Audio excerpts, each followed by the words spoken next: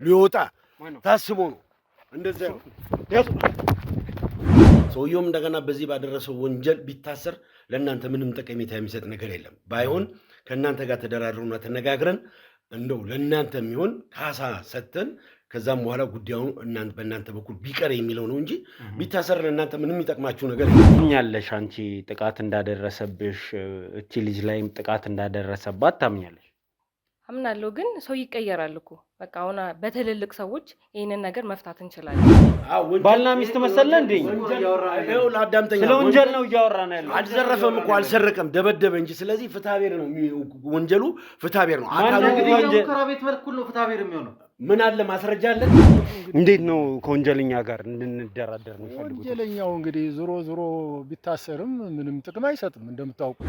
አሁን ዋናው ትልቁ ነገር አሳሳቢ የሆነው ካንተ ጋር የተፈጠረው አለመግባባቶች ነው። በወጣትነት የተፈጸማቸው ጉዳዮች እጅግ አንተ ላይ ጉዳት ስላደረሰ የዛኔ ጉዳት ካሳ ከፍሎ ከእናንተ ጋር ያለውን ስምምነት ለመፈጸም ዞላ እንደዚህ እናድርገው። ዘላለም እንደዚህ ነው ማድረግ ያለብን። መጋቢት 17 አይቀርም። ምክንያቱም ይህ እድል የማይደገም እድል ስለሆነ። ትንሣኤ ኤክስፖ መቼ ይጀምራል እያላችሁ እየጠበቃችሁ ለነበራችሁ ደንበኞቻችን እነሆ መጋቢት 17 ይጀምራል። በዚህ ኤክስፖም ለሚመጡ ደንበኞቻችን ግንባታቸው 80% የደረሱ ዘመናዊ አፓርትመንትና የንግድ ሱቆችን ከ55-45 የባንክ አማራጭ ጋር ከባለ 1 መኝታ እስከ ባለ 4 መኝታ ድረስ በ5% ቅድመ ክፍያ ከ30% ቅናሽ ጋር እንጠብቆታለን። በባዛሩ ላይ ከሚቀርቡ ሳይቶቻችን መካከል ቦሌ አትላስ፣ ለጋህር 22 እና ተክለ ሃይማኖት ይገኙበታል። ቀድመው ቦታ የያዙ። ለበለጠ መረጃና ለሳይት ጉብኝት በ0907 31 7874 ወይም በ0940 29 04 63 ይደውሉ። ጊፍት ሪል ስቴት። እሷ ላይ ራሱ እኮ እያደረሰባት የነበረው ድብደባ ከባድ ነው። እንኳን ለሱ ሞግተሽ ምት ለኔ አልከበደኝም። እኔ ይቅርታ አድርጌለታለሁ። አንቺ ይቅርታ አድርገልሽለታ፣ እኛ ግን በታምር ይቅርታ ልናደርግለታለን። ግን ይኸውልህ ለመጨረሻ ጊዜ ነው የምነግርህ፣ ወንጀለኛ ደግፈ ከዚህ በኋላ እኔ ጋር ብትመጣ ጀርባህን አጥንቼ ዘብጥያ ነው የማወራው። ማንን ነው የምትሉት? አሁን ይሄ ወንጀለኛን ለመደገፍ እናንተ ገንዘብ እንክፈል እያላችሁ ነው፣ ግን ማንን ነው የምትሉት? ለሰላማዊ መንገድ እንዲመች ለዞላም የሚሆን 2 ሚሊዮን ብር ካሳ ከፍሎ ጉዳዩን በእናንተ በኩል እንዲቋጭ ወንጀለኛ ጋር ቁጭ ብለን እንድንደራደር ነው እየፈለገ ያደረሰበት ጉዳት እኮ ቀላል አይደለም። ሊሞትም የሚችልበት አጋጣሚ ነበር። ያንን ቀለል አድርገን በይቅርታ እንድናልፈው ሐሳብሽ አይደለ? አሁን ይኸው በህይወት አለ። ቀለቡን ምኑን መንግስት ነው ሁሉ ነገር ከቨር የሚያደርገው አይደለ? ይሄ ሰውዬ ታርሞ ነገ ላይ ለሀገር የሚጠቅም ዜጋ ሆኖ እንዲወጣ ነው እንጂ አንድ ሰው መታሰሩ ኪሳራ ነው። ያን እኮ ሳናቀርተን አይደለም። ይገባኛል። የዚህ ሰው ወንጀል እንዳይጋለጥ እንዳይታሰር እየፈለጋችሁ ያላችሁበት ነው። እንኳን ደፈርክ ብዬ ፋይሉን እንድዘጋለት እሱ ሌላ ከኔ ጋር ያለውን ነገር እንዲጨርስ ነው። አንተ አሁን እሱ ሌላ ጉዳይ ነው። እኔ አንተ ላይ ባደረሰው ድርጊትና በፈጸመው ወንጀል ነው። ታዲያ ይሄንን ብርስ ሊከፍል ያሰበው? ተስፋዬን እናውቀዋለን። አንድ ተራ ዱርዬ ነው። ጫት ከመቃም እንትን ከማድረግ ያለፈ ምንም ነገር የሌለው ሰው ነው። ማን ነው ይሄንን የሚያል ገንዘብ ለተስፋዬ ለመክፈል ራሱ ፍቃድ? አንተ ላይ በደረሰው ጉዳትና አንተ ላይ ባለው ሁኔታ ተነስተን ነው እንግዲህ ያኛውን እንዳለ ሆኖ እናንተ ወንጀለኛ ናቸው አላችሁት እንጂ እሱ ምንም አይነት ወንጀል አልሰራም። ግዴታ እሱ መታሰር የለበትም አይደለ? ለምንድን ነው የሌለበት? ወንጀለኛ ነው፣ ይታሰራል። የሚገባው እስር ቤት ነው። ግንኙነት ከተስፋዬ ጋር ምንድን ነው? ቤተሰብነት ነው። በአብሮ መኖር ከቤተሰቦቹ ጋር ከወላጆቹ ጋር አብረን ኑረናል። ልጁን አውቀዋለሁ፣ እንደ ወላጅም አሳድግ። ዛሬም ከወንጀለኛ ጎን እየቆምክ ነው? አይ እኔ ወንጀለኛ እየደገፍኩ ሳይሆን ነገሮቹን ለመተውና ነገሮችን ወደ ኋላ ለማድረግ ነው። ምክንያቱም ምንድነው ምተው ሊወጣ ታስቦ ነው እንደዛ ነው።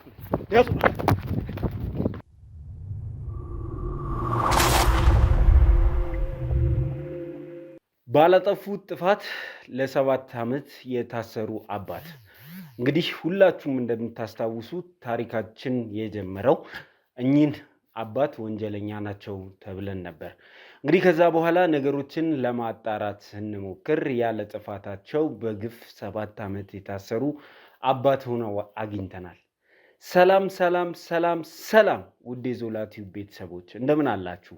ሰላም ደስታና ፍቅር ለእናንተ ይሁን እያልን የዛሬው ፕሮግራማችን ተጀመረ ማለት ነው። ሁላችሁም እንደምታስታውሱት ታሪካችን የጀመረው አባት ከእስር ተፈቱ። የገዛ ልጃቸውን የደፈሩ አባት ከእስር ተፈቱ የሚል ነገር ሰምተን በድንጋጤ ወደ ቦታው አምርተን ነበር። ወደ ቦታው ስናመራ እንኳን ልጄን ልደፍር ቀርቶ ልጄ ላይ የደረሰባትን ግፍ እንዳልከላከል በእስር ተገልዬ የኖርኩ ሰው ነኝ። ልጄ ላይ የደረሰው ግፍ ያሳዝነኛል። ዕለት ተዕለት ራሴን እየወቀስኩ የምኖር ሰው ነኝ የሚል ታሪክ ነገሩን። ከሳቸው ተነስተን ጉዳዩን ስናጣራ ግን ታሪኩ ሌላ ነው። እናት የልጇን ደፋሪ ታውቃለች። ነገር ግን ልጇን መለመኛ አድርጋት በደረሰባት ጥቃት ተጎድታለች ብላ ከተለያዩ የእርዳታ ድርጅቶች እንዲሁም ከግለሰቦች ገንዘብ እያገኘች ስለነበር ይህንን ነገር ሸፋፍና አባት እስራቸውን ጨርሰው እስኪወጡ ድረስ ልጇን ከደፋሪዋ ጋር ስታኖር ነበር። ታሪኩ እጅግ በጣም አሳዛኝና ልብ የሚነካ ነበር። ብዙዎቻችሁ አዝናችኋል። ብዙዎቻችሁ ሀሳብ አስተያየታችሁን ነግራችሁናል። ብዙዎቻችሁ ልጅቱን ለመርዳት ፈቃደኛ ሆናችኋል። ይህንን ታሪክ ከሰማንበት ቀን ጀምሮ እንቅልፍ ሳንተኛ ጉዳዩን ስንከታተል ነበር። በዚህ መሃል እንግዲህ እንደምታዩት አሁን እንኳን እግዚአብሔር ይመስገን እየዳንኩ ነው። በዚህ መሃል እንደምታዩት ጉዳት ደርሶብኝ ነበር። ይህንን ደግሞ ያደረገው የልጅቱ ደፋሪ ነው የተባለው ሰው። ዛሬ ላይ ብዙዎች የልጅቱ ደፋሪ ነው የተባለውን ሰው እንደሚደግፉት ከጀርባም ብዙ ነገር እንዳለ እየተረዳን መጥተናል። ዛሬ የዛሬው ፕሮግራማችን ላይ እንኳን ሊገኙ እዚህ የተገኙ ሰዎች አሉ። እሱን እየደገፉት ነው። ሕግ የፈረደበት ሰው አለ፣ የሰራውን ወንጀል ራሱ ያውቀዋል የሚሉ ሰዎች እባክህ ይህንን ሰው ማሳደድን አቁም ሊሉ እዚህ ስቱዲዮ ድረስ መጥተዋል። ጉዳዩ አስቂኝ ነው። እንዴት ሆኖ ነው ይሄ ሰው ነፃ ነው ብለን የምናምነው? ልጅ በአንደበቷ የተናገረችውን አካባቢ፣ ሰፈር፣ መንደር የሚያውቀውን ይህንን ጉዳይ እንዴት እንዳልተፈጠረ ዝም ልንል እንችላለን? ለማንኛውም ዛሬ እዚህ ስቱዲዮችን ድረስ የመጡ እንግዶች አሉ። ከእነሱ ጋር ቆይታ የምናደርግ ነው የሚሆነው። እናንተ ግን እንደተለመደው ሼር፣ ላይክ፣ ኮመንት እና ሰብስክራይብ ማድረግ እንዳይረሳ። ዘላለም ዘገየ ነኝ። እስከ መጨረሻ ድረስ አብራችሁኝ ነው።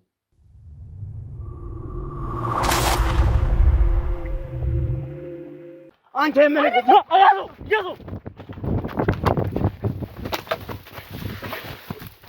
ለምን እንደዛ ይሆናል? እኔ እኮ የማውቀው ነገር የለውም እኮ እዚህ ጋር እኮ አላውቅም፣ ምንም ነገር አላውቅም። በተሳሳተ ቦታ ላይ ነው የተገኘሁት። እኔ ስኖር የነበረው ከሱ ጋር ነው። በቃ እኔ ሌላ ተስፋዬ አላውቅም። ከተስፋውን ጋር ነው ስኖር የነበረው። ስለዚህ እሱ ነበር የሚደበድብሽ? አዎ። እንዴ ኧረ እኔ ነግቻት አላውቅም። አንቺ ምንድን ነው የምትይው? በትክክል ያዝ ነው ስትሉ ግን የያዛችሁ ሰው ሌላ ሰው ሆኖ ተገኝቷልና እዛ ጋር እናትየውም ድራማ ስትሰራብን እንደነበረ ከዛም ውጭ ደግሞ ፍቅረኛ ተብዬዋም ደግሞ ለምን ሌላ አቅጣጫ ለኛ ልጠቁመን እንደፈለገን ግራ የሚያጋባ ሁኔታ ላይ ነው ያለነው። ጀል ውስጥ እንዳገባ ከዚህ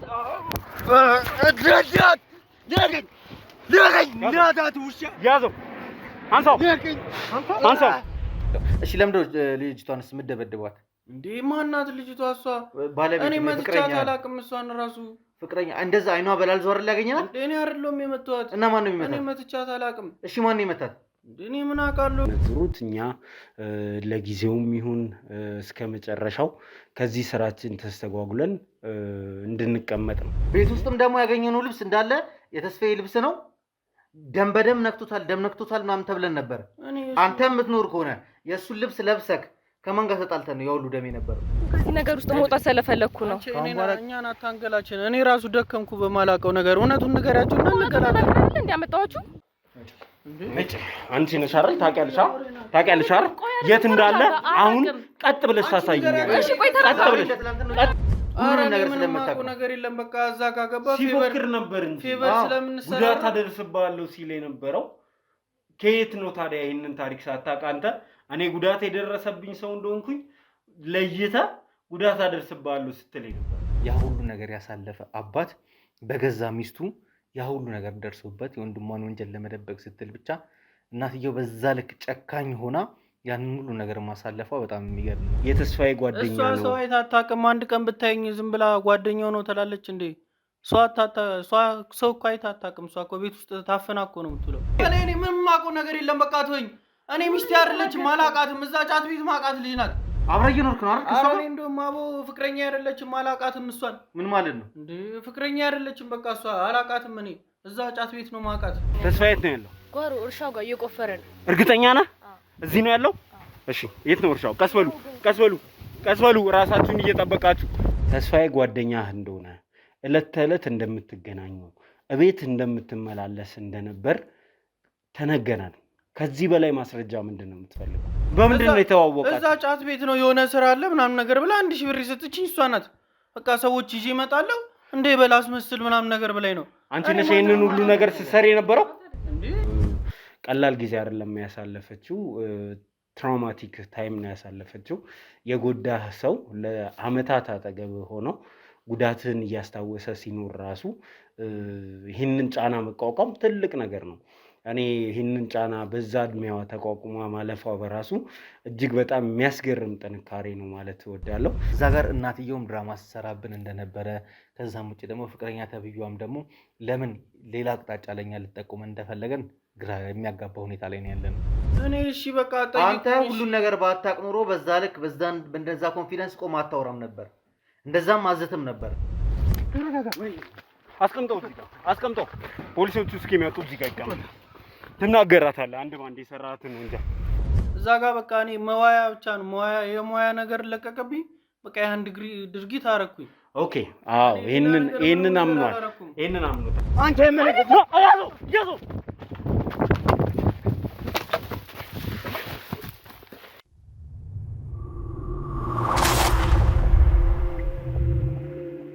እሺ ተመልካቾቻችን ተመልሰን መጥተናል። ያው ተመልሰን ስንመጣ ደግሞ በመካከላችን ሰው ይዘን ነው እየመጣ ነው። በባለፈው ቪዲዮ እንዳያችሁን እየመራችን ወስዳን ነበር፣ ባለቤቷን አግኝተነው ነበር። በተፈጠረ መዘናጋት እንግዲህ ሊያመልጥ ችሏል። ባያመልጠም መልካም ነበረ፣ ብንይዘው መልካም ነበር። ምክንያቱም ብዙ ነገር ያደረገ ሰው ነው፣ ብዙ ጉዳትም ያደረሰብን ሰው ነው። ከኛም አልፈው ደግሞ እዚች ጨቅላ ሕፃን ልጅ ላይ ወንጀል የሰራ ሰው ነው። የእጁን ማግኘት አለበት፣ መያዝ አለበት። ሁላችንም በጣም በጉጉት ነበር ቦታው ላይ የተገኘ ነው። እንዳያችሁት ደግሞ ምንም የመጸጸት አይነት ባህሪ እንኳን የሌለው ሰው ነው። በሰራው ስራ የሚያዝን ሰው አይደለም። አይታችሁታል የነበረውን ጥጋብ፣ የነበረውን እኛ ላይ ጉዳት ለማድረስ የሚያደርገውን ፉከራ ያያችሁት ሰው ነው እና ቢሳካልንና የዛን ዕለት ለህግ አቅርበ ነው ቢሆን ለእኛ ትልቁ ደስታ ነበረ እና እኛ በፈጠር ነው ትንሽ የመዘናጋት ቀዳዳውን ተጠቅሞ ሊያመልጠን ችሏል። እና እስቲ ስለ ሁኔታው የምትለን ነገር አለ? ያዙ ላይ እንደሚታወቀው ቤተሰቦቻችንም እንዳዩት የዛን ቀን የተፈጠረው ነገር እኛ የህግ አካላትን እየጠበቅን ነበረ። በጣም ከእሱ የተቀበልነው መረጃ እና ቀጥታ ከስቱዲዮ እሷ እንደምትመራ እርግጠኛ ስለነበረን የተወሰኑ የቲም አባላትን ብቻ ይዘን ነበረ ወደ ቦታው ላይ የተንቀሳቀስ ነው። በሰዓቱ ከያዝነው በኋላ ፖሊሶችን በመጠበቅ ላይ ያለን ነው እንግዲህ ያንን ክፍተት ተጠቅሞ ሊያመልጠን የቻለው። በሰዓቱ እንዳልከው ይህንን ልጅ ይዘን ለህግ አካል አሳልፈን ሰጥተነው ቢሆን ኖሮ ብዙ እረፍቶችን እናገኝ ነበር፣ ሰላምም እናገኝ ነበረ። ከአቶ ዳዊትን መጥፋት ጋር በተገናኘም ብዙ የሚያስጨንቀን የነበሩትን ነገሮች እዛ ጋር መዝጋት እንችል ነበር እና በሰዓቱ የተፈጠረው ነገር ትንሽ አስከፍቶናል፣ መሆን አልነበረበትም። ከዛ በኋላ ግን ልጁንም ስናባረረው ወደ ወንዝ ውስጥ ዘሎ ገባና በወንዝ መሀል ነው ያመለጠን። ያን ያህል ድረስ ገብቶ ተከትሎ ለመሄድ ደግሞ ለእኛም ሪስክ ነው። ያን ያህል መግፋት ስላልቻለን ነው ልጁ እንዲያመልጥ እድሉን ያገኘው። ከዚህ በኋላ ግን እንደዚህ አይነት ስህተትም ክፍተትም ይፈጠርለታል ብዬ አላስብም። እሱ ምን አይነት ሰው እንደሆነ በደንብ አድርገን ተረድተናል። ስለዚህ በተረዳነው ልክ ተዘጋጅተንለት ነው የምንሄደው። ከዚህ በኋላ ምንም እንደዚህ አይነት ነገር ይፈጠራል ብዬ ተስፋ አላደርግም። አቶ ዳዊት መጥፋታቸው ትንሽ እያሳሰበን ያለው ያም ከእሱ ጋር የሚገናኝ ከሆነና ምናልባት ተስፋዬ የሚያገኛቸው ከሆነ ሊያደርስባቸው የሚችለውን አደጋ እያሰብን እየተንቀሳቀስ እንዳለ፣ በሌላ በኩል ደግሞ ያው የአቶ ተስፋዬ ቤተሰቦች ከውርስ ጋር በተገናኘ እሳቸውን ሊያጠፏቸው እንደሚፈልጉና ለማጥቃት ጥረት እየተደረገ እንዳለ መረጃዎች እጃችን ላይ ገብተዋል። አቶ ዳዊት እንግዲህ እስር ላይ በነበሩበት ሰዓት ላይ የተፈጠረ ነገር ነበረ። የአባታቸውን እልፈት ተከትሎ ወደ እነሱ ተላልፎ የነበረ ለ4 ልጆች የተካፈለ ውርስ እንደነበረ እንግዲህ ከወንድምና እህቶቻቸው መረዳት ችለናል። ከነሱ እንግዲህ የሰማናቸው ነገሮች እንግዲህ እንደሚያሳየን አንዷ ዓለም በቃኝ ብላ ገዳም እስክትገባ ድረስ ብዙ ነገር ነበረ በአንደኛው በታናሽየው እህታቸው በኩል እየደረሰባቸው የነበረው። ያ ነገር እንግዲህ ከአቶ ዳዊት መጥፋት ጋር ቀጥታ ያያይዘዋል ብለን ብዙ ነገሮችን እየሰራን ያለ ነው። ተስፋዬን ደግሞ ይዘኑ ቢሆን ኖሮ ደብል ድርብ ድል ይሆንልን ነበር። እኛ እንግዲህ ከተስፋዬ ጋር በተገናኘ ነገሮች እየሰፉ እንደመጡ እየተረዳን መጥተናል።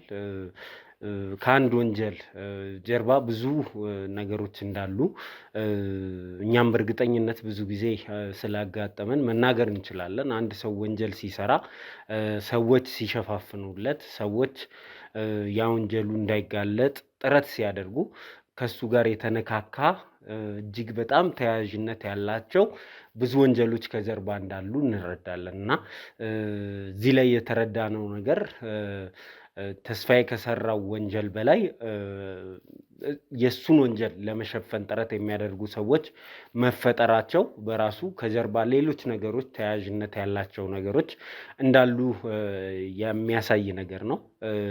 በባልና በሚስቱ መካከል ያለ የንብረት ጉዳዮችም እንዳሉ አሁን እየተረዳው መጥቻለሁ። ሚስት ባሏ ባልሰራው ወንጀል እንዲታሰር የፈለገችበት ምክንያት በእነሱ መካከልም ያለ ሶስተኛ ወገንን የሚያካትት ሌላ ነገርም እንዳለ እየሸተተን መጥቷል እና ይሄ ነገር የአንድ የተስፋዬ ወንጀል ብቻ አይደለም። የእሱን ወንጀል ለመደበቅ ከጀርባ የሚደረጉ ጥረቶች ሌላ ነገር እንዳለ እንደሚያሳዩ ነው የተረዳ ነው። ሆነም ቀረም ተስፋዬ ወንጀለኛ ነው። ተስፋዬን አንጠልጥሎ ለሕግ ማቅረቡን ስራ ዛሬ ነገ ሳንል ምናልባትም በዚህ ቪዲዮ የምንሰራው ጉዳይ ነው የሚሆነው። ከጀርባው ግን እየመጡ ያሉ ሰዎችን ምንድነው ኢንቴንሽናቸው የሚለውን ነገር ቁጭ ብለን መስማት ያለብን ይመስለኛል እና በእሷ በኩልም ዛሬ የመጡ ሰዎች አሉ መሰለኝ። ምንድነው ሀሳባቸው የሚለውን እስቲ ካንቺን ጠይቅ። የኛ ሀሳብ እንድትስማሙ ነው። ከተስፋዬ ጋር ያለውን ነገር አምልጧቸዋል፣ እናውቃለን። እኛ ለመተባበር ነበር የዘን ጊዜ፣ ግን አሁን ቁጭ ብላችሁ እንድትነጋገሩ ነው። ለምንድን ነው ከወንጀለኛ ጋር እኛ መነጋገር አለብን ብላችሁ እንድታምኑ ያደርጋችሁ? በቃ ሁሉ ነገር መፈታት አለበት። ግዴታ እሱ መታሰር የለበትም አይደለም። ለምንድን ነው የሌለበት? ወንጀለኛ ነው፣ ይታሰራል። የሚገባው እስር ቤት ነው። የ11 ዓመት ህፃን ልጅን የደፈረ አውሬ ከማህበረሰቡ ጋር እንዲኖር መፍቀድ በራሱ የኛ ሞራል አይደለም። እንደው ማንም ይሄን ነገር የሚሰማ እንዳለ ሊፈርድ የሚችለው ነገር ነው። ሁሌ እኮ ሰው በስር አይደለም እንትን የሚባለው። አንዳንዴ በትልልቅ ሰው ታምኛለሽ። አንቺ ጥቃት እንዳደረሰብሽ እቺ ልጅ ላይም ጥቃት እንዳደረሰባት ታምኛለሽ? አምናለሁ፣ ግን ሰው ይቀየራል እኮ። በቃ አሁን በትልልቅ ሰዎች ይህንን ነገር መፍታት እንችላለን። ግዴታ እኮ በስር አይደለም። የምትለው ነገር አለ? እንጃ፣ ጤነኛም አትመስለኝም። እሷ ላይ ራሱ እኮ እያደረሰባት የነበረው ድብደባ ከባድ ነው። እንኳን ለእሱ ሞግተሽ እሱ ምት ለእኔ አልከበደኝም። እኔ ይቅርታ አድርጌለታለሁ። አንቺ ይቅርታ አድርገልሽለታል? እኛ ግን በታምር ይቅርታ ልናደርግለት አንችልም። ይሄ ሰውዬ የቅጣቱን የእጁን ማግኘት መቻል አለበት። ምክንያቱም እኛ አባት እኮ ያለ ጥፋታቸው ያለ በደላቸው ነው ያሁሉ ዓመት ሲሰቃዩ የነበረው። በዛ ላይ ደግሞ ዘላለም ላይ ራሱ ያደረሰው ጥቃት ቀላል አይደለም። እሱን እኮ መካካስ ይቻላል አይደለም? በምንድን ነው የምንካካሰው? በቃ በሚደረገው ነገር ሁሉ ይከሳቸዋል። ምንም ችግር የለም። ለምንድን ነው የዚህ ሰው ወንጀል እንዳይጋለጥ እንዳይታሰር እየፈለጋችሁ ያላችሁበት ምክንያት? ለእኔ ግልጽ ያልሆነልኝ ነገር እሱ ነው። ለምንድን ነው ይሄ ሰው እንዳይታሰር የምትፈልጉት? ይሄ ሰው ላይ የሆነ ነገር እንዳይደርስ እየፈለጋችሁ ያላችሁበት? ከታሰረ በኋላስ ምን ልዩነት ይመጣል? በቃ አሁን መስተካከል ይችላል አይደለ? ውጭም ሆኖ በቃ በይቅርታ ሁሉ ነገር ማለፍ ነው። አንተም ተጎድተ ነበረ። በቃ ለሱም ያለውን ነገር ያደረሰበት ጉዳት እኮ ቀላል አይደለም። ሊሞትም የሚችልበት አጋጣሚ ነበር። ያንን ቀለል አድርገን በይቅርታ እንድናልፈው ሀሳብሽ አይደለ? አሁን ይኸው በህይወት አለ። እኔ እነዚህ ሰዎች ዞላ ጤነኛም አይመስሉኝም። አዎ እኔ ምኑን መሰለ የፈለኩት ይህንን ሰው ብለው የሚመጡ ሰዎች እንዲመጡ ፈልጋለሁ። ዛሬም ለሷ ይምጡ እነዚህ ሰዎች ያልኩበት ምክንያት እንዲመጡ ወደ ፊት ለፊት እንዲወጡ እነማን ናቸው የዚህን ሰው ወንጀል ለመሸፈን ጥረት የሚያደርጉት የሚለውን ማወቅ መቻል አለብን አይደል? ስለዚህ ወደ ፊት ለፊት እንዲመጡ ፈልጋለሁ። ለዛም ነው ዛሬ የፈቀድኩላትና ኤኒዌይስ ይመጣል ያልሽውን ሰው ጥሪውና ከሱ ጋር ቁጭ ብለን እናውራ። መደወል ትችላለሽ።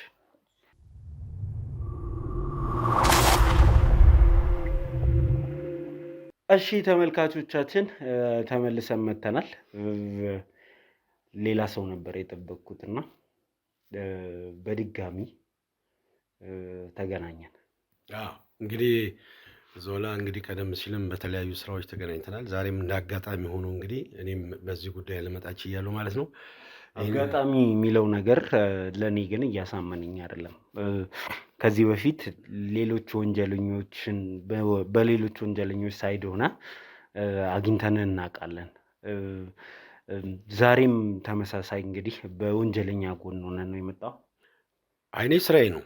እናንተም በእርግጥ እስከ ዛሬ ድረስ ስረዳና ስከታተል በነበረው ሁኔታ ወንጀለኛን ይዛችሁ በአግባቡ ለሕግ የምታቀርቡና መፍትሄ የምታሰጡ የመፍትሄ ባለቤት መሆናችሁን አውቃለሁ። ከዚህ በፊት በአንድ ሁለት ጊዜም የሚሆን ከእናንተ ጋር በተለያዩ ስራ ጉዳዮች ተገናኝተናል። አሁንም የወንጀለኛ ተባባሪ ሆኜ ሳይሆን ነገር ግን ስራዬም ስለሆነ ነውና እስኪ አሁን አጥፊው ሰውዬ ቀደም ሲል በነበረው ሕጉ ይዞት በነበረው ጉዳይ ላይ እናንተም ነገሩን ከማክረር የተሻለ ወደ ጎን በማድረግ ነገሮችን እንድትተዉ በማሰብ ነው እንግዲህ ወደ እናንተም ልመጣ የቻልኩበት ምክንያት።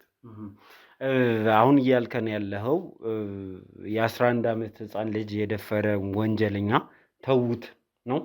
እንግዲህ እናንተም ወንጀለኛ ያላችሁ ሰውዬ ወንጀለኛ አይደለም። ወንጀለኛው ሌላ ሰው ነው። በሌላ ጉዳይ ያንን ጉዳይ ሕግ ይዞት መፍትሄ የሰጠበትና የ7 ዓመት ያለው እስር ያገኘ ሰው አለ። ከዛ ባሻገር ግን ከእናንተ ጋር በተፈጠረው አለመግባባትና እናንተም ይህንን ወንጀለኛ ይዛችሁ ለሕግ ለማቅረብ በምታደርጉበት ጥረት የተከሰቱ ክስተቶች አሉ። በተለይ አንተ በተጎዳህበት ሁኔታ ስንመለከት ይህ ሰው እንግዲህ ለሕግ ብሎ የተበደለውን ሰው ወደ ሕግ ለማቅረብ ባደረገው ጥረት መሰረት የደረሰበትን ጉዳት በካሳ መልክ ተከፍሎ ካሳውን ተቀብሎ አሁን ምን እያልከኝ ነው? የገባህ ነገር አለ? አንተ ወንጀለኛ እየደገፍክ እኮ ነው።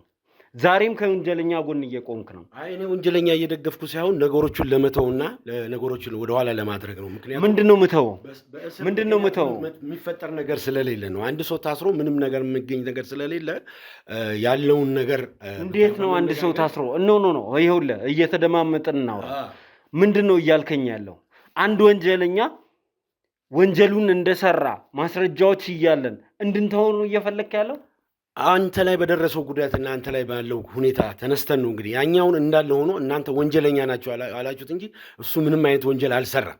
ሆኖም ግን አሁን አንተ ላይ በደረሰው ጉዳት እኔም በራሴ በኩል ማለትም በሽምግልና በኩል መጥቼ እንግዲህ ካሳውንም ከፍሎ አንተንም ጉዳዩንም ክትትሉንም ከሱ ላይ እንድታቆምና ወንጀለኛ አይደለም ነው የምለው። አንተ ግን እንድታወራን የምንፈልገው እኛ እንደ ሕግ ባለሙያ ነው፣ እንደ ሽማግሌ ሳይሆን እንደ ሕግ ባለሙያነት ሕጉን ተከትለ ነው እንድታወራን የምንፈልገው። ይሄ ልጅ ላደረሰው ቅጣት ተገቢውን የሚያስፈልገውን ቅጣት ማግኘት የለበትም ነው እያልከን ያለው። እንግዲህ አሁን እናንተ ወንጀለኛ ነው ያላችሁት እሱ ወንጀለኛ አይደለም። ይህንን ጉዳይ ሕግ ይዞት በወንጀለኛው መሰረት ከ7 ዓመት በላይ ተወስኖበት ተፈርዶ ውሳኔው ያለቀ ጉዳይ ነው። ፋይሉ የተዘጋ ነው። አሁን ይህ ሰውዬ ግን አድርሷል የሚባለው ወንጀል ቢኖር ይሄኛውን ወንጀል ሳይሆን በዞላ ላይ ያደረሰው ወንጀል ነው ብለን የምናስበው አደጋው ነው። እዛ ላይ እናንተ ተነጋግራችሁ ተስማምታችሁ ተወያይታችሁ በጋራ ይህን ነገር ለመፈጸም ነው እንጂ በእርግጥም ወንጀለኛው ሕጉ ወስኖበታል፣ ፈጽሞበታል። ከዚህ ባሻገር ምን ይመጣል ነገር ነው። ግን አሁን ዞላ ላይ ላደረሰው ከበቂ በላይ ማስረጃ አለ።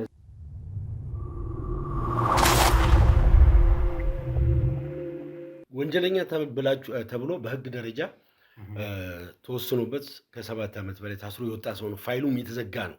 አሁን እናንተ ላይ ያደረሰ የሚባለው ወንጀል ካልሆነ በስተቀር ሌላ ወንጀል በፍጹም አልሰራም። ሌላውን ወንጀል እንኳን ብንተወው ነው የምልህ፣ ዘላለም ላይ ያደረሰው የግድያ ሙከራ ነው።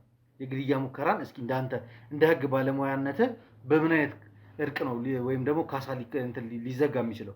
እንግዲህ እሱን ጉዳይ እንግዲህ ከሌሎች ጋር በመነጋገርና በመወያየት እንግዲህ አሁን ላደረሰው ወንጀል ማለትም በዞላ ላይ አሁን ያደረሰ የመግደል ሙከራ የሚሆን ዋቴቨር እንደገናም ደግሞ በአካሉ ላይ የደረሰው ጉዳት አንድ ላይ አያይዘን በአካባቢው ሽማግሌዎች እንደገና ከሰውየው ጋር ባለን ግንኙነት ቀረቤታ እኔ ባለኝ የህግ ሙያነት ብቻም ሳይሆን ከዛ በታች አሁን ክስም ቢፈጠር ሰውየውም እንደገና በዚህ ባደረሰው ወንጀል ቢታሰር ለእናንተ ምንም ጠቀሜታ የሚሰጥ ነገር የለም። ባይሆን ከእናንተ ጋር ተደራድረውና ተነጋግረን እንደው ለእናንተ የሚሆን ካሳ ሰጥተን ከዛም በኋላ ጉዳዩን በእናንተ በኩል ቢቀር የሚለው ነው እንጂ ቢታሰር ለእናንተ ምንም የሚጠቅማችሁ ነገር የለም እንጂ ያኛውን ወንጀል አልሰራም። ለራስ ለግል ጥቅም ስትል ነው የመጣው እንጂ እያወራህንም ያለው እንደ ህግ ባለሙያነት አይደለም። ኖ እንደዛ አይደለም። አንድ ሰው እኮ የሚታሰረው አንድ ሰው ሲታሰር የሚታሰርበት ቦታ ቀለቡን ምኑን መንግስት ነው ሁሉ ነገር ከቨር የሚያደርገው አይደለ? ይሄ ሰውዬ ታርሞ ነገ ላይ ለሀገር የሚጠቅም ዜጋ ሆኖ እንዲወጣ ነው እንጂ አንድ ሰው መታሰሩ ኪሳራ ነው። ያን እኮ ሳናቀርተን አይደለም። ይገባኛል። እኔም አንተ ግን አሁን እያልከን ያለው ይህን ያህል ከባድ ወንጀል የሰራ 11 ዓመት ጨቅላ የደፈረ እንደዛ ስለ ልቦናዋ ላይ የተጫወተባት ልጅነቷን የቀማት ሰውዬ ዘላለም ላይ ግድያ ሙከራ ያደረሰ ሰውዬ በነፃነት እንደፈለገው እየፈነጨ ወንጀሉን እየሰራ ይቀጥል ነው። እሱን እኮ ህግ የሚያስፈልገውን ነገር ቅጣት በዛኛው ባልሰራው ሰውዬ ላይ ነው ይህን ነገር የተከሰ። አሁን እኮ እሱ እየሰራ ያለው ህግም የሚለው ምንድነው? ህግም የሚለው ባልሰራው ሰው የሰራውን ወንጀል በስነ ስርዓት ህግ ተቀብሎት ለ7 ዓመት ወንጀል ተፈጽሞበት ክስ ተፈጽሞበት ፋይሉ ተዘግቷል። ለምንድን ነው ሁለት አይነት ነገር የምታወራው? አሁን እኮ ባልሰራው ነገር ይሄንን ወንጀል ብቻ ነው የሰራው።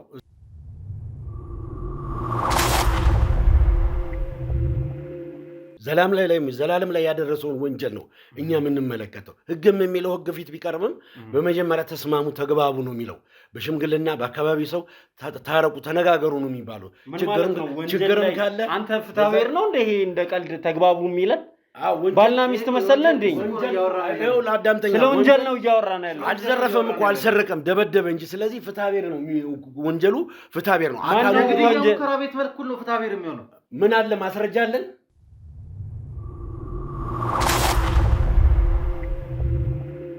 አሁን ይኸውልህ እኔ የምነግራችሁ ቢኖር አንተንም ሁለታችሁንም የሚሆን ዞላ ላይ ላደረሰው ድርጊት እኛም ተጸጽተናል፣ በጣም አዝነናል። ማድረግ ያልነበረበትን ነገር አድርጓል።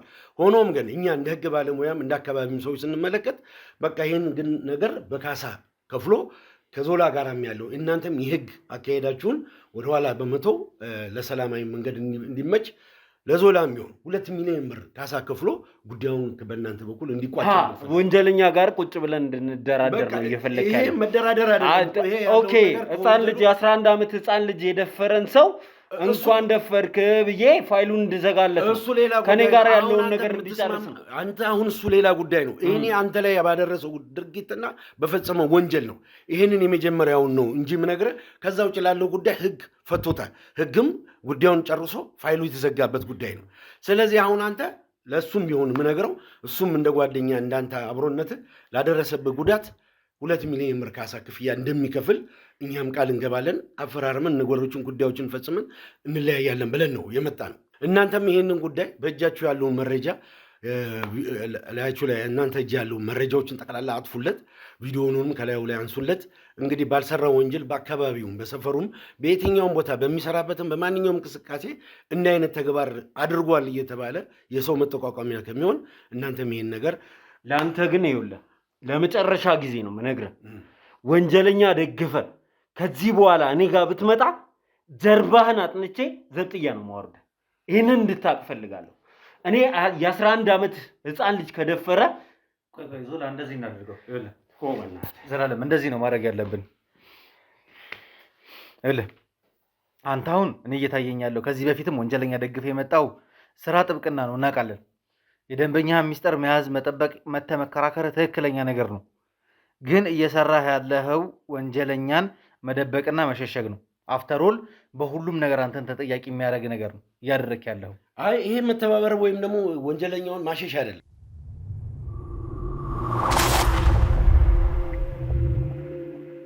እንግዲህ ቅድም እንዳልኩ እናንተ እሱ ላይ ያለውን ወንጀል የፈጸመው ያው ወጣትነት ነው፣ ተነሳስቶ ነው፣ በወጣትነት ስሜት ነው፣ ግልፍተኛ ሆኖ ነው እንጂ ይህን ተግባር መከሰት አልነበረበትም። ግን አሁን ደግሞ ላደረገው ጥፋት ሁለተኛ ዙር ስለሞከረው ላጠፋው ጥፋት ነገርኩህ እኮ። አሁን ላጠፋው ጥፋትም ቢሆን እሱ 2 ሚሊዮን ብር ካሳ ክፍያ እንዲከፍልና ነው። እናንተም እጃችሁ ላይ ያለውን ቪዲዮ አጥፉለት። መረጃው ከሱ ላይ አንሱለት።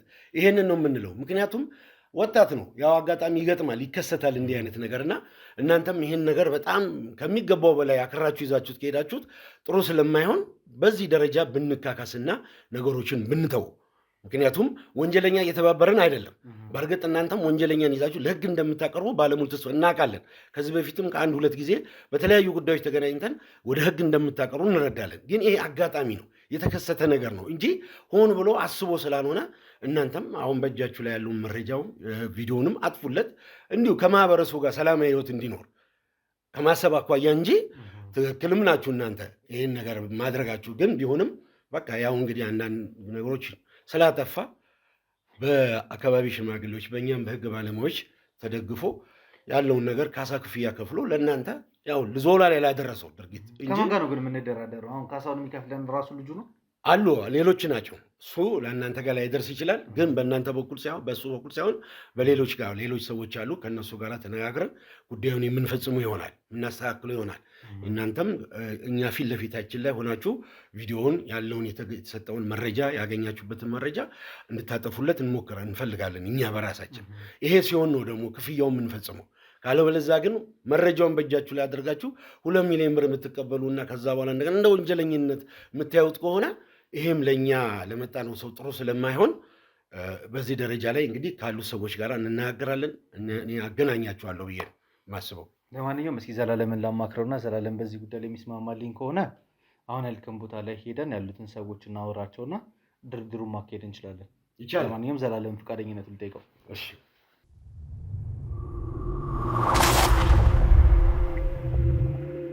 እንግዲህ ውድ ቤተሰቦቻችን ያው ከዘላለም ጋር አንዳንድ ነገሮችን ስንመካከር ነበር የነበረው። የቀረበውን ድርድር እንግዲህ መጠቀሚያ ለማድረግና እነዚህን ሰዎች በቁጥጥር ስር ለመዋል እንዲሁም ደግሞ ተስፋዬ ምናልባት ድርድሩ ላይ የሚገኝልን ከሆነ ግዴታ እጁን ይዘን ለህግ ማስረከብ ስለሚጠበቅብን ከዘላለም ጋር ከተነጋገርን በኋላ ኦልሬዲ ለድርድሩ እንደተስማማንና እንደተዘጋጀን አድርገን ድርድሩ ይደረግበታል ወደ ተባለበት ቦታ ላይ እየተጓዝን ነው ያለ ነው። አሁን ገብተን ቀጥታ ድርድሩን የምንጀምረው ይሆናል። ይህንን ድርድር ግን እንድታውቁልን የምንፈልገው እኛ ኮን ብለን አስበንበት አቅደንበት እነሱን ወጥመዳችን ውስጥ ለመክተት እየተጠቀምን ያለንበት ሁኔታ ላይ ነው የምንገኘው። ከባዱ ነገር ከየትኛውም አይነት ወንጀለኛ ጋር መደራደር አንፈልግም። ይህንን የምናደርገው ለጥቅሙ ወይ ለሌላው ነገር ሳይሆን ወደ ወንጀለኛው ያቀርበናል ብለን ስላሰብን ነው። እንደራደር የሚለውም አካል ማን ነው የሚለውን ማወቅ እንፈልጋለን። 2 ሚሊዮን ብር እናቀርብ የሚሉት እንግዲህ ከጀርባ በጣም ከባድ ነገር ቢኖር ነው ብዬ አስባለሁ። እና 2 ሚሊዮን ብር ኮስት የሚያደርጋቸው ከጀርባ የሆኑ ሰዎች ይሁን አላማ ይዘዋል ማለት ነው። እና ከዛም አንጻር አስበን ወደ ቦታው እንድናመራ የተስማማ ነው። በዛ ላይም ደግሞ ይሄ ጠበቃ በተደጋጋሚ እንግዲህ ወደኛም እየመጣ ነው ያለው። የተለያዩ ወንጀለኞችን እየደገፈ ነው እየመጣ ያለው። ስራው እንዳለ የጥብቅና ስራው እንዳለ ሆኖ ከዛ ባስቻገር ደግሞ ከነዚህ ሰዎች ጋር የሚያገናኘው ነገር ምንድነው የሚለውንም በደንብ ማጣራት ስላለብንና እሱም ደግሞ ሁለተኛ በእንደዚህ አይነት ጉዳይ ከኛ ጋር ሊደራደር እንዳይመጣ አስረግጠን ማሳየትም ከእንደገና ደግሞ እጁም ካለበትም ደግሞ ተጠያቂ የሚሆንበትን ነገር ለማመቻቸት አቅደን ነው እንግዲህ እዚህ ድረስ የመጣ ነው። እንግዲህ ዛሬ ይሄ ወንጀለኛ ድጋሚ እንደዚህ አይነት ነገር ውስጥ እንዳይገባ ያው እንደምታውቁት ነው። አንድ ሰው በአንድ ወንጀል 2 ጊዜ መጠየቅ አይችልም የሚለው ሕጋችን አለ። በዚህ ወንጀል የተጠየቀ ሰው አለ። እነሱ እንደ መከራከሪያ የሚያቀርቡት ይሄንን ነው።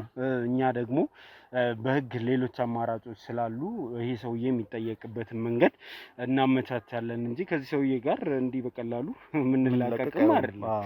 እንደዛ ነው የሚሆነው። እየጠበቁንም ስለሆነ ወደዛ እናምራ። እሺ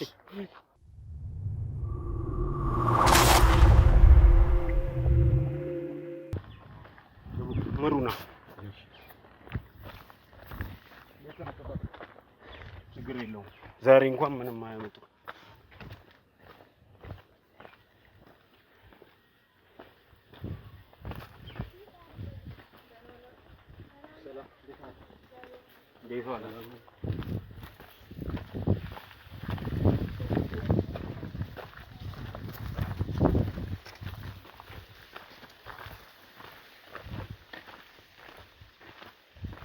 ማን ነው? ዛሬ ምርሻ ቦታ ነው የምንሄደው? እዛው ነው።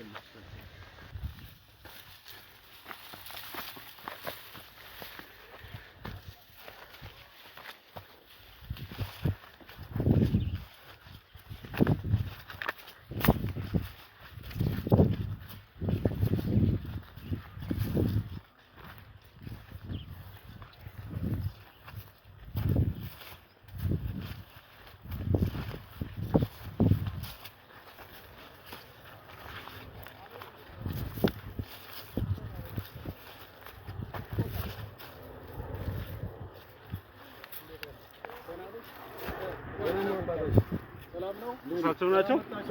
እሺ እንዴት ነው? ሰላም ነው? እንዴት ነው? አለን። እርስዎ ኖት ከእሳቸው ጋር ነው እንድናወራ የፈለግኩት? እሳቸው ናቸው እንግዲህ ዋናው አንደኛው ድርድሩንም ያካሄዱልን እሳቸው ናቸው። እንግዲህ በተነጋገርነው መሰረት ኦኬ። እርስዎ ኖት ወንጀለኛ ደግፈው እኛን እዚህ ላግኛቱ ያሉት? አዎ መደገፍ አይደለም፣ ለማስማማት ሰላም ለመፍጠር ሰላም እንድትፈጥሩ ለማድረግ እንጂ ወንጀለኛው ለመደገፍ አይደለም። ለዚህ ነው። ምንድነው አሁን ሀሳባችሁ? እናንተ ምን እያላችሁ ነው ያላችሁ? እንግዲህ ልጆች ቁጭ በሉና ለደረሰብህ ጉዳት በጣም አዝነናል። ስለዚህ አንድ ቦታ ላይ ቁጭ ብለን አረፍ ብለን እንጫወትና ስምምነቱን እናጸድቀዋለን። ምንድነው እንድንስማማ የምትፈልጉት ነው የኔ ጥያቄ። እንዴት ነው ከወንጀለኛ ጋር እንድንደራደር ነው የምትፈልጉት? ወንጀለኛው እንግዲህ ዞሮ ቢታሰርም ምንም ጥቅም አይሰጥም እንደምታውቁት። ስለዚህ የመንግስትን ቀለብ ከመጋፋት በስተቀር የሚሰጠው እንትንም የለም። ስለዚህ እርቁ እዚህ ብንስማማ የተወሰነውን ገንዘብ እርሱ ማንኖት ነው ምንድነው ለዚህ ወንጀለኛ እንዲደግፉ ያደረጉት ነገር ራሱ ምንድነው? እኔ ቤተሰብ ነኝ። በቤተሰብነቴ አሁን ወንጀለኛውን ለመደገፍ ሳይሆን እርቅ ስምነቱን ለፈጸም ከግራና ከቀኝ ተስማምተናል። ቤተሰብ ተስማምቷል። ይሄን 2 ሚሊዮን ብር ለመክፈል ማለት ነው። ስለዚህ አሁን ይሄን ከከፈልን ደግሞ እርቁን በሚገባ ሶልቭ አድርገን ታርቀን ግን አንድ ጥያቄ ያለኝ ዞላ ተስፋዬ በሌለበት እንዴት ነው ልንደራደር የምንቀመጠው? ጋሼ ድርድር ከሆነ እኛ ምን መተናል አይደለ? እርሶም ደግሞ ተስፋዬ ይሄንን ነገር እንዲቀላቀለን እንፈልጋለን ድርድሩ ላይ እና ጋሼ ያው እሱ ባለበት ደግሞ ቢሆን ይበለጠ ዞላንም ቀርቦ ይቅርታ እንዲለው ከዛ በኋላ ቁጭ ብለንም ሁሉን ነገር መነጋገር እንችላለን። እሱም መምጣት ካስፈለገ መምጣት ይችላል፣ ችግር የለም።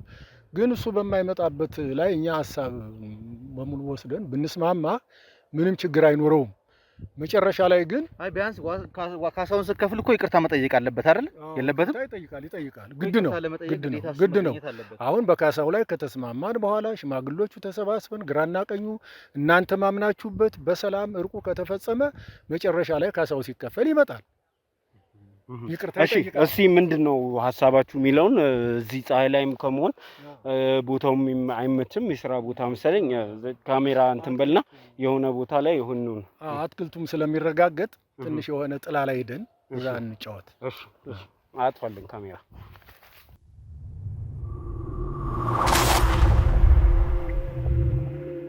እሺ እንግዲህ ተመልካቾቻችን ተመልሰን መተናል።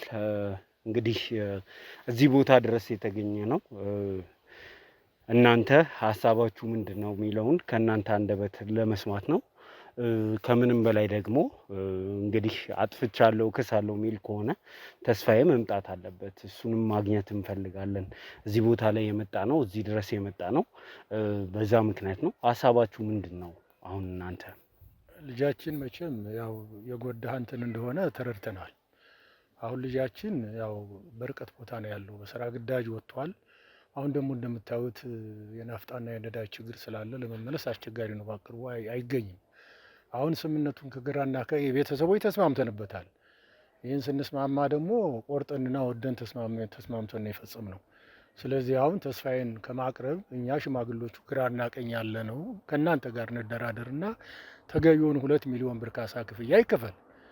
ከዚህ በኋላ አስፈላጊውን ሰነድም ሆነ ማንኛውም የእርቅ ስምምነቱ እንደተፈጸመ አድርጋችሁ ልጁ በሁለተኛ ጊዜ ወደ ክስ እንዳይመጣ አድርጋችሁ ያው ሰነዱን ታስተካክላላችሁ ማለት ነው።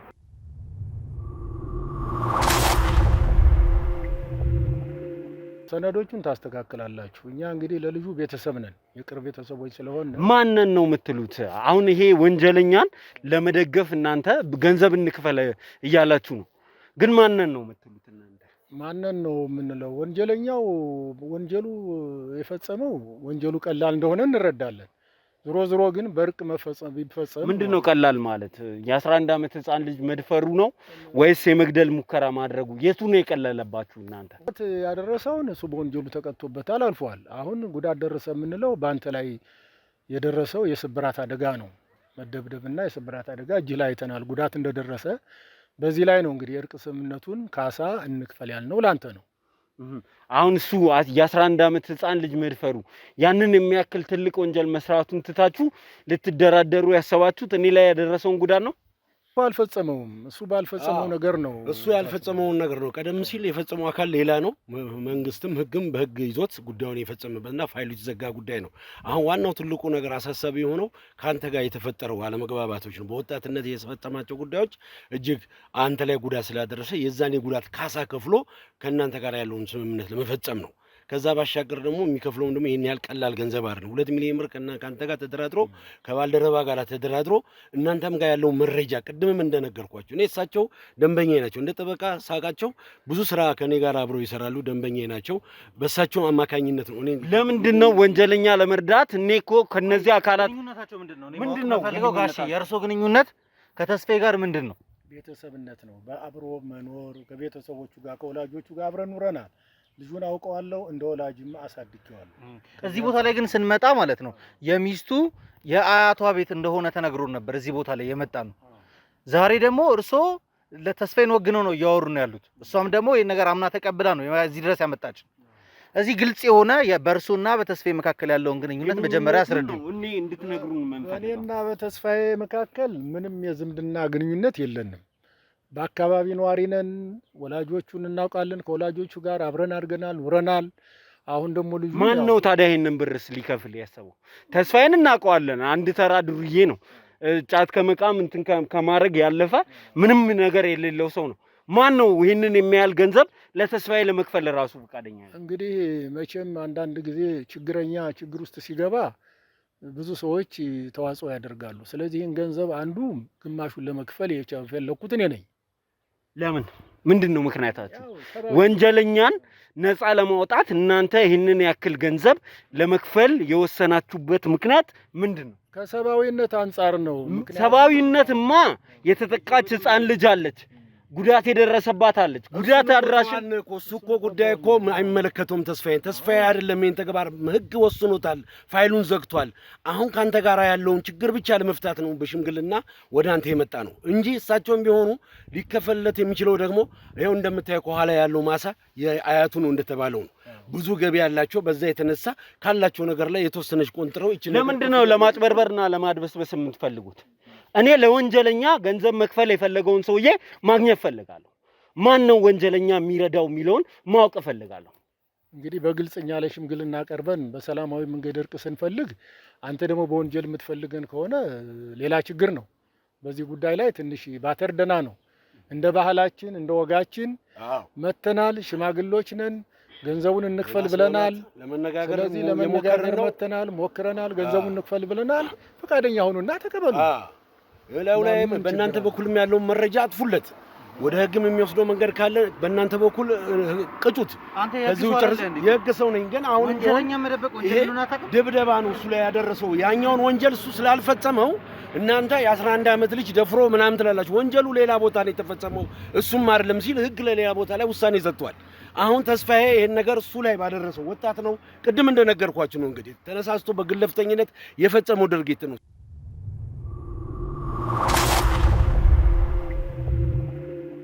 እንግዲህ እሳቸውም እንደ ቤተሰብ እኔም እንደማውቃቸው ቀደም ሲል በነበራቸው ሙያ የጠበቃ ስራ ነበራቸው። አሁን ጡረታ ወጥተው ነው እንግዲህ እኔም በራሴ ስራ ስለምንገናኝ ነው እንግዲህ ይህን ጉዳይ በሽምግልና አቀራርበን ወደ እናንተ መተን ነገሮችን ለመፍታት እየሞከርንም ያለ ነው። እሳቸውም የህግ ሰው ናቸው። እሳቸውም ቀደም ሲል በሙያቸው በህግ ስራ የነበሩ ናቸው። አሁን ግን በጡረታ ወጥተው ይኸው እንደምታዩት እንግዲህ እዚህ ማሳ ላይ አንዳንድ ነገሮችን ያከናውናሉ። ስራም ስላላቸው ከኔ ጋር አንዳንድ በስራ ጉዳይ ተገናኝተን ነው እኔም እንደ ሽምግልናውን መጥቼ እንጂ ወንጀለኛን የመደገፍ ወንጀለኛን ደግሞ ሰፖርት የማድረግ ጉዳይ አይደለም የያዝ ነው። ስለዚህ አሁን ነገር ብቻ ግልጽ አድርጉልን። ማን ነው ይሄንን ብር አሁን የሚከፍለው? ማን ነው? እሳቸው እንደሚሉት ግማሹን እሳቸው ከቨር እንደሚያደርጉ እየተናገሩ ነው። የቀረውስ ብር በይ በኩል ለሚሸፈነው? ይሄንንም ጉዳይ ደግሞ እሳቸው ናቸው አሰባስበው ከራሳቸው 1 ሚሊዮን ደግፋሉ ካሉ ከሌላው ነው ደግሞ ገንዘብ ከሌላ ወገን እንደሚያገኙ በማድረግ ነው እንግዲህ ጥረታቸው። ቅድም እንደገለጹላችሁ ከተለያዩ ሰዎች ቤተሰብ በሆኑ ሰዎች ጋር ገንዘቡን በማሰባሰብ ለተስፋዬ ከዚህ አይነት አሁን ካደረጋቸው ድርጊቶች ሊወጣ ታስቦ ነው እንደዚያ ነው።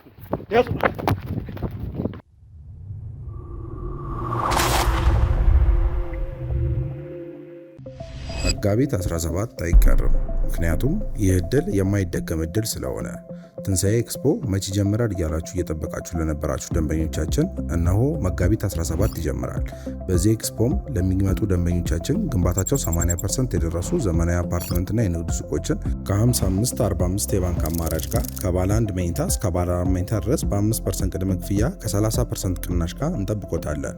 በባዛሩ ላይ ከሚቀርቡ ሳይቶቻችን መካከል ቦሌ አትላስ፣ ለገሃር 22 እና ተክለ ሃይማኖት ይገኙበታል። ቀድመው ቦታ የያዙ። ለበለጠ መረጃና ለሳይት ጉብኝት በ0907 31 7874 ወይም በ0940 29 0463 ይደውሉ። ጊፍት ሪል ስቴት